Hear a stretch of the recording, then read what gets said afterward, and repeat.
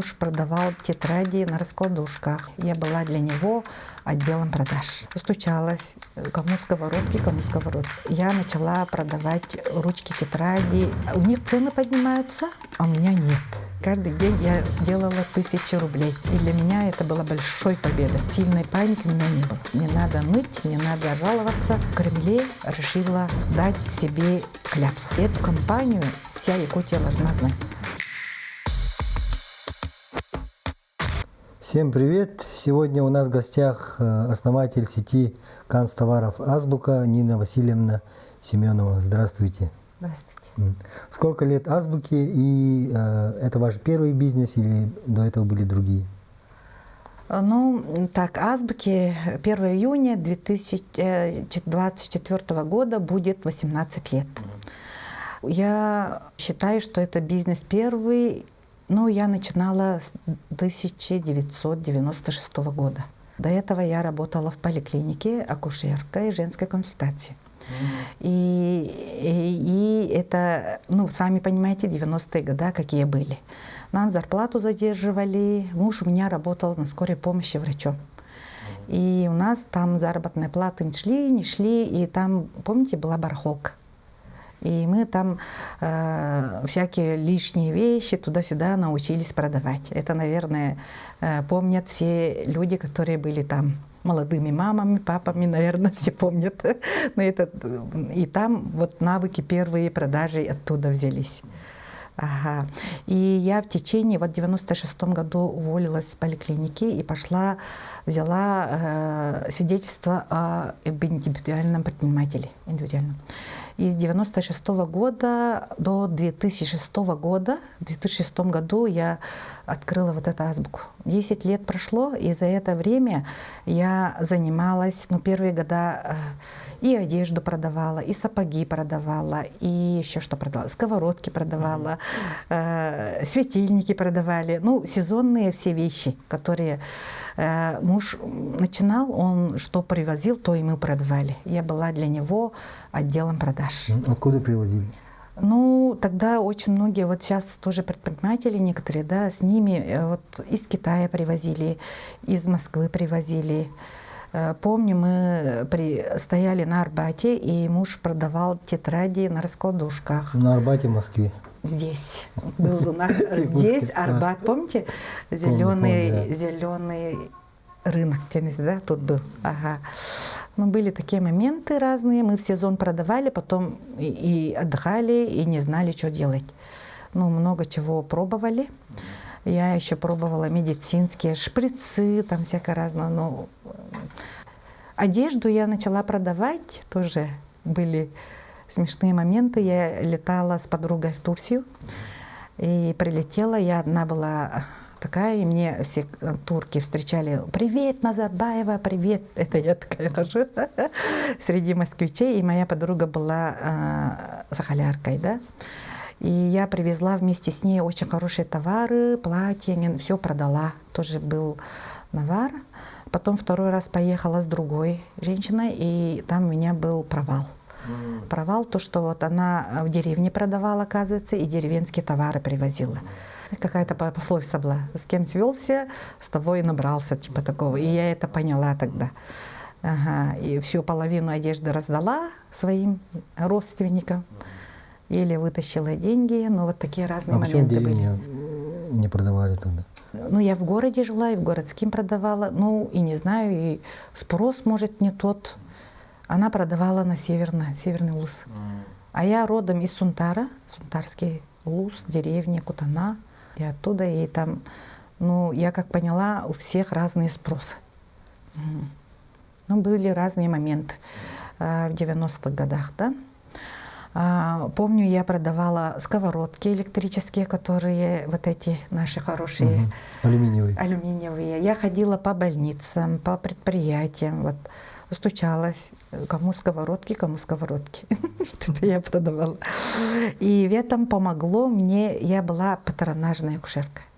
Может, это помогло, потому что я умела звонить в квартиры, умела вот открывать и общаться с, ну, женщинами, да? Да, это очень важно, да? Это очень важно. Это основа работы менеджера, я сейчас как понимаю. В 97 году я родила дочку. Без декретного, без ничего. И почти через 6 месяцев я улетела в Турцию. Такое было. Помогать мужу. Ну, работала вот отсюда в оптовых, покупала жвачки, отправляла в Жиганск район. Жиганск сестре. И тоже там продавали, и у меня тоже канал сбыта там появился первый. Это подруга моей сестры, она помогала продавать. Тоже жвачки, там, ну, что попало здесь, покупала и отправляла, и мы там продавали. Школьные принадлежности оттуда начались тоже, я продавала. Угу. То, что то есть обеспечивали Жиганск? Да, обеспечивала Жиганск тем, то, что они просили. Ага, ну, сезонные. Типа резиновые сапоги надо, тогда я отсюда в Якутске покупала, отправляла. Ну, наверное, сейчас... Самолетом? Самолетом. И мне сестра тоже говорила, Жиганске, вот вас встретит, там девушка очень разговорчивая. Это про меня. Со всеми я разговаривала, почти Жиганске всех знала, кто часто летает. И через них я передавала вот эти грузы, и через них я получала денежки тоже. Ну, вот такой момент был тогда. И оплачивали мы тогда типа патен или что-то такое было, помните? Ага. В 2000 году стояла в крестьянском рынке. Я начала продавать ручки, тетради. Вот сезон мы отработали, август месяц, сентябрь я осталась. Я там стояла до ноября. И мне очень хотелось продавать. Я понимала, что ручки, тетради нужны круглый год. Ну, в сезон, типа, мы тогда раньше в августе продавали ручки, тетради, потом начал сапоги продавать. Вот типа такого было. А сейчас мне надо было, вот я душой и телом понимала, что ручки, тетради надо продавать. И на крестьянском рынке я стояла, муж меня ругал, давай холодно, не надо, а я на улице стояла, первые одевала унты, шубы. Ну, стоять же вот сейчас индигирками, лететь люди рыбами, да, я так и стояла. Открытки мои улетали, а я за ними бегала, и каждый день я делала 1000 рублей. И для меня это было большой победой. В моем обороте это были большие деньги. Там потом я попросилась в Манитах, и меня взяли там, дали один столб. Вот такой столб, и вот тут рядом где-нибудь обоснуйся. И у меня вот такой столик был, вот такого размера, метр на метр. И я там внутри тумбочки сделала и столб. И на столбе я обосновалась. Там ручки, тетради, коробками я сюда таскала. Я помню, 2000 год, у меня товар был, ну, ручки, тетради, открыточки маленькие, наверное, и все продала. У меня вот в этой тумбочке ничего не осталось. И тогда было это большой победой. А где брали товар, да? Товар я попутно брала из Благовещенска. У меня муж тогда, помните, тоже перегоном занимался. Ага, мужики перегоняли, и я тоже ездила вместе с ними. И сейчас перегоняют. И сейчас перегоняют, кажись, ага. И я ездила тоже с мужем, тоже ездила, и по пути там коробочки, ручек, тетради я в магазине или у китайцев покупала. Вот я привозила, и мне очень нравились вот эти их запахом ручки, ну, резинки такие прекрасные, открытки классные. Все это мне очень нравилось. И когда я привозила, мне самой очень нравилось это продавать. Вообще классные вещи тогда продавала. Стоя там, я попросила бутик. Тогда без имени, без ничего, бутик. И там я тоже делала 1000 рублей или 3000, нет, 1000 рублей делала. И я радовалась. И радовалась этим деньгам, от души радовалась, что меня ручки продают, или плакаты продают, или что-то продают. А потом вот слышу, там отдел был продуктов. И я вижу, утром они продукты привозят, вечером продуктов нету. И выручку, слышит, 3000 они делают. И они все жаловались, что нету людей, нету никого.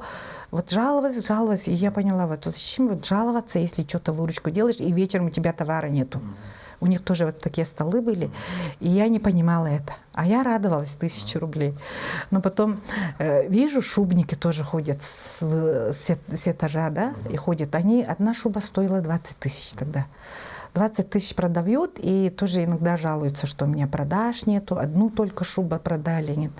И для меня казалось, что это вообще крутые миллионеры, миллиардеры ходят они. Ага. Но когда вот потом сгорел вот этот монетар, я поняла, что не надо жаловаться вот вообще, и надо смотреть вперед. У меня тоже вот этот бутик сгорел, а я не успела загрузить Новый год товаром. Не надо ныть, не надо жаловаться, надо смотреть только позитив и все. Даже сестра мне говорит, что я думаю, когда вот горел монетар, ты, наверное, место искала, ходила. Но я реально искала место, когда уже в столичном нашла место, и туда еще в центре города, там Якут-Золото было. Место нашла, и 3 точки у меня появилось. Вместо одного. И получилось, я начала вот развиваться дальше. Канцтовары продавать. Канцтовары, ручки, мелочи, полезные мелочи. Ну, игрушечки маленькие, там, помните, покемон был, наклейки продавала, плакаты продавала. То, что мне нравилось, я привозила. Красивое все. И я понимала, что в Москве то, что у них пользуется успехом, у нас в Якутске не пользуется успехом. И в 2006 году я была на выставке, и я в Кремле решила дать себе клятву. На Красной площади пошла, там сидели мужики.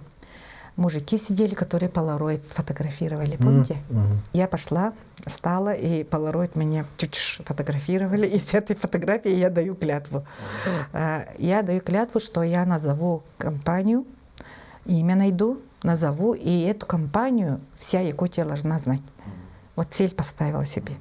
И вот эта фотография, она мне очень помогает по сей день. По сей день. Она у меня на рабочем столе стоит. И я, когда это смотрю, или когда мне трудно, я смотрю на нее и клятву вспоминаю. Талисман. Талисман. Приехала, я искала имя. И я назвала, дозвали мои сотрудники, первые мои красавчики. Нас было 4 человек. Нургиан Николаевна до сих пор работает. Была Харчана, она у меня как бухгалтер. Очень люблю их. И Андрей был менеджером, типа работал продажником. Андрей племянник мой, и он сейчас, если на пенсию пойду, приду тоже, говорит. Это мои первые ласточки. Мы вчетвером азбука назвали и начали продвигать. И делали планерочки. А почему азбука? Ну, нам понравилась вот эта буква А, всегда быть лидером в первом месте. Все начинается с азбуки. По-якутски хотели, но якутское уже вроде было. И я как поняла, что, ну, азбука, азбука. В Якутии азбуки не было тогда никакой азбуки. И я решила вот быть это первой. Сейчас, да? Вот. Ну, сейчас азбука Бебелина. Тогда... Азбука мебели — это ваша компания? Нет, это не наша, все спрашивают.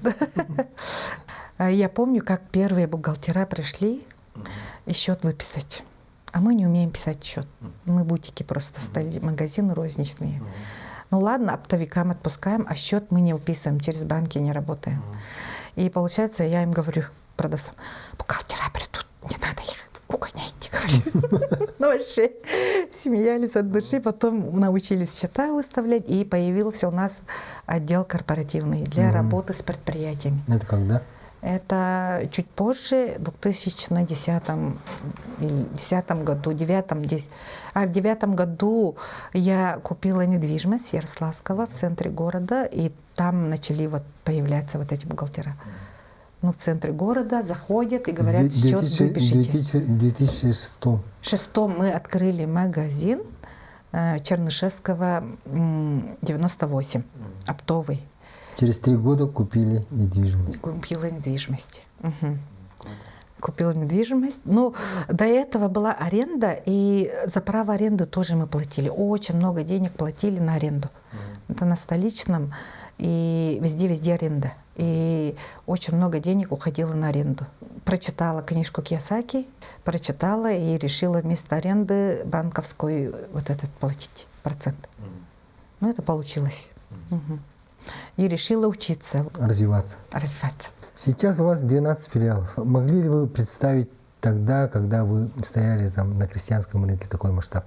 На крестьянском рынке нет. Такого масштаба я не думала.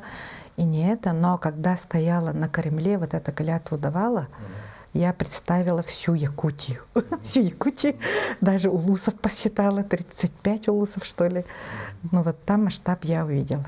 Очень хотелось, конечно, ставить большие цели. Потом поняла, что ставить, когда большие цели, ты все равно какую-то часть выполняешь. Поэтому сейчас тоже ставлю большие цели для себя. В Кремле, когда вот стояли, о миссии задумывались? Ну да, реально задумывалась. Почему? Я сама себе спросила, зачем я этим начала заниматься, зачем мне это все. Ну, отец был учителем, и он дарил мне ручки, тетради, альбомы. У меня фотоальбом из альбома черчения, который обернут в газету. У меня фотоальбом школьный такой. И еще и альбом у меня тоже школьный из альбома рисования. И мне это очень нравилось. И мне очень захотелось, чтобы вот эти дети, которые вот в 90-х, да, был очень большой дефицит, помните? Я хотела, чтобы у всех детей в деревнях были эти красивые вещи. Прямо я даже о Якутске не думала. Моя миссия была каждого жителя Якутии, каждой семье, чтобы были очень красивые, практичные, современные, актуальные канцелярские товары, которые помогали получать знания, получать ну, вот то, что они хотят делать. Вот это была моя миссия. Я по-якутски очень хорошо, для меня она отзывается. Прямо когда я озвучиваю свою миссию, мне хочется прямо лететь. Как будто меня из-за лопаток выходят крылья. Скажите на якутском свою миссию. На якутском, да. Хасби дикихи үйнергер сайдаргар олук урабын. Кенлер биле үйренеллергер, үлелиллергер күмө болабын де. Үйренеллергер кынат болабын де. А по-русски мы перевели недавно, да? Компания «Азбука» — надежное крыло для каждого жителя и предприятий Якутии. При помощи канцелярских, современных, актуальных канцелярских товаров и других полезных мелочей мы создаем основу для получения знаний и управления компанией, организацией, даря атмосферу радости, успеха и праздника. Вот это нас прямо окрыляет, чтобы с помощью наших товаров люди получали успех. А как в районах ваши магазины работают? В районах работают так же, как здесь мы работаем. Но открываются магазины. У нас еще я немножко хочу добавить, да? В 2006 году первый магазин открытого типа открыла. Это была новинка.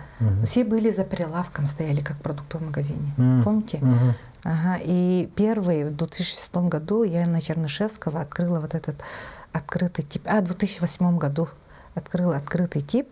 Люди ходят, сами себе покупают. Ну, раньше такого не было в Якутии. Это мы были первые. И сейчас у нас вот такие же магазины открываем в Улусах. Тоже открытый. Люди приходят, сами смотрят, трогают, рисуют, красят. Вот это. А сейчас мы такие у нас 3 магазина сейчас работают. В Нижнем Бестяхе работает Вилюйске и Бердикестяхе. Ведение бизнеса тогда в нулевых, да, и сейчас. Чем отличается? Ну, идеи учредителя, они, мне кажется, и тогда были, и здесь. Они работают, они не меняются. А сейчас много очень информации.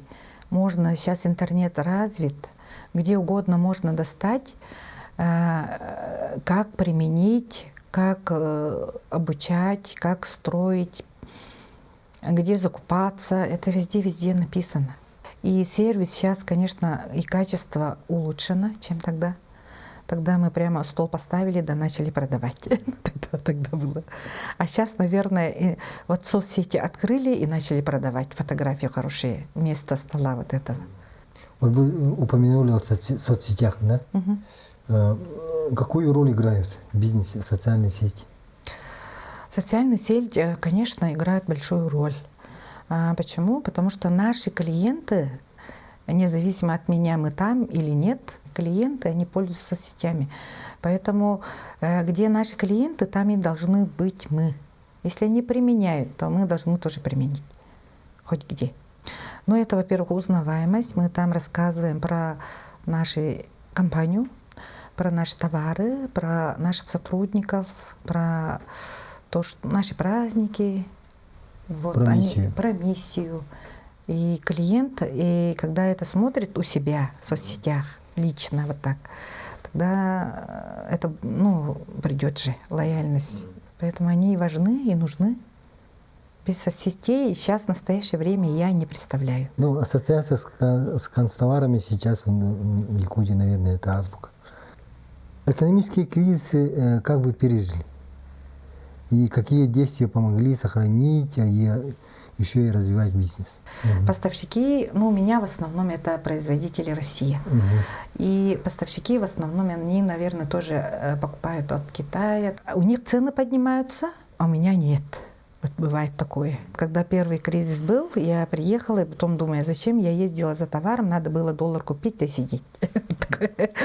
Мы работали как работали. Работаем, у меня ручка была 5 рублей, стала где-то 7 рублей. Она у нас сильно до сих пор не выросла. Прибыль, наверное, сжимается. Но мы работаем, несмотря на это мы работаем. Кризис внешнего у меня в моем бизнесе отразилось в прошлом году, 22-м, когда вот бумага сильно выросла. Было не очень хорошо, но мы справились, и поставщики справились, и сейчас более-менее налажено. Рынок адаптировался. Рынок адаптировался, да. Ковид был, конечно, магазины закрывали, туда-сюда, но мы все равно продавали, доставочки делали, хоть 200 рублей. Ага. И я сама как медик тоже, это мне помогло во время ковида, то, что я медик и понимаю. Сразу я сама антисептики применяю, вот это для меня это легко и просто было. Сильной паники у меня не было, как в прошлом году, когда вот бумага сильно подорожала. Как мы знаем, вы являетесь еще организатором бизнес-мероприятий и являетесь лидером бизнес-клуба предпринимателей. Расскажите о ней. Я организовывала бизнес-семинары, да. Я всегда искала, где бы обучаться. Очень важно предпринимателю знать, как нанимать, как ставить на пост продавцов, кассиров. Да. У меня было очень много вопросов, когда у меня магазинов стало где-то 3-5. У меня стало сотрудников больше. 10 было, я справлялась. Стало 20, я не справляюсь. Потом люди приходят, уходят. Я с ними даже иногда не общаюсь. Не понимала, почему они увольняются. Поэтому я искала, где бы учиться, и попала на тренинг. Майкл Бенк приезжал. Я обучилась у него, потом в Москву ездила. Здесь вижу предпринимателей, кто-то применяет, кто-то не применяет. Они тоже обучаются, вижу. И мне очень хотелось с ними общаться на одной площадке. Кто где учится, хотела узнать. Поэтому давайте соберем клуб.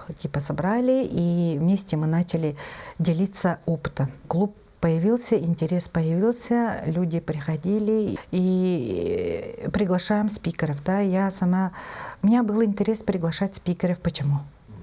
Вот очень интересно. Да? Я сама поняла, что я сама не могу обучать своих сотрудников. Обучаюсь, приезжаю и не могу донести правильно то, что я там обучилась. И поэтому я решила пригласить их сюда и учить вместе с предпринимателями другими своих сотрудников.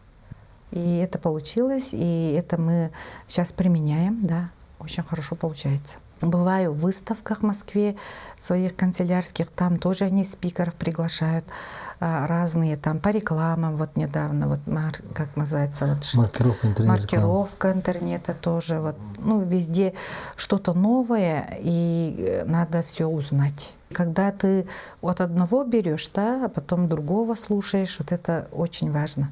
У меня еще немножко такая идея есть. Я, выходя из больницы, да, поликлиники, если у меня какая-то болезнь, да, то я иду к 5 врачам.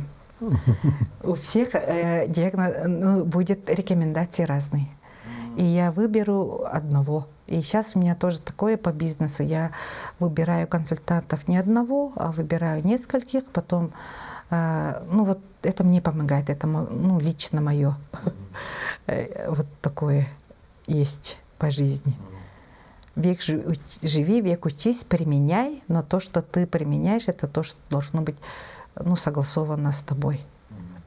Как думаете, чем отличается ведение бизнеса в Якутии и в Центральной России, скажем так, в Новосибирской области, может быть, даже там Красноярской области?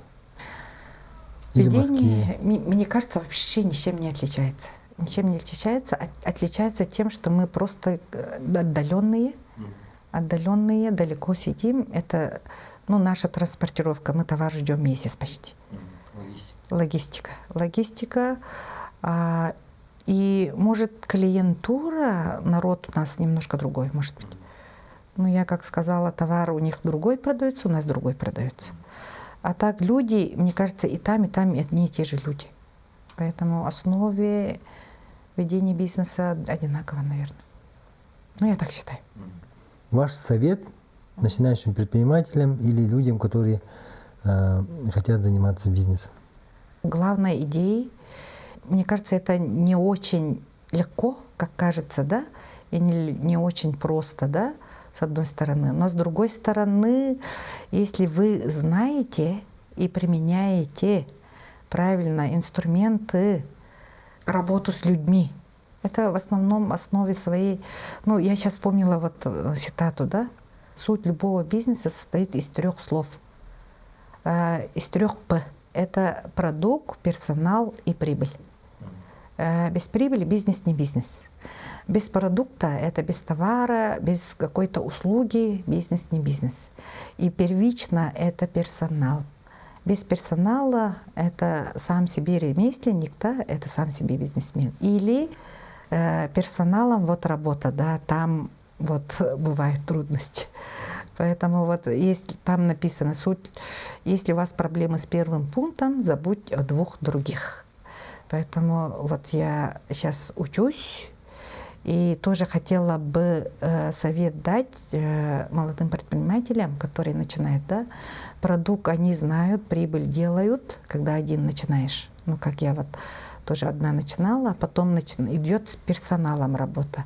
Тогда обязательно нужно учиться, обязательно нужно им зарплату давать, как-то с людьми работать. Это только через обучение, мне кажется. Поэтому надо обучаться, как быть руководителем обучаться, как с людьми работать обучаться, как делегировать обучаться. Мой совет, да, если хотите расширяться, развиваться, обучайтесь. Век живи, век учись, применяя констовары от азбука. Спасибо, Нина Васильевна. И совет начинающим предпринимателям от основателя сети канцелярских товаров Азбука Нины Васильевны. Учитесь, развивайтесь и главное персонал. Персонал, продукт и прибыль. Да, спасибо.